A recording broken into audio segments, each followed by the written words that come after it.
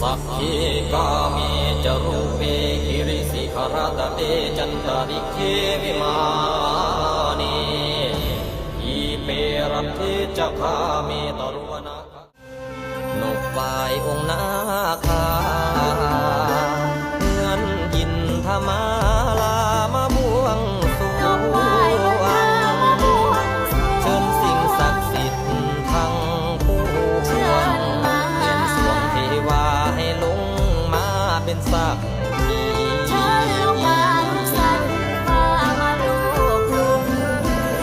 วงมาลาพวงผ้าแต่งต้มมาพร้อมทั้งเครื่องขายล้นหลังศรัทธา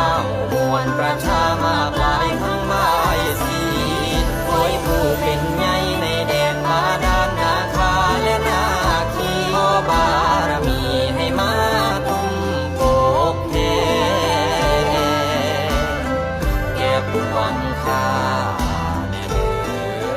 อระบวนหุ่นยิ่งสุขุนค่าด้วยคนวันค่าทั้งมาลาและใบสีล้นอังศรัทธาพลัง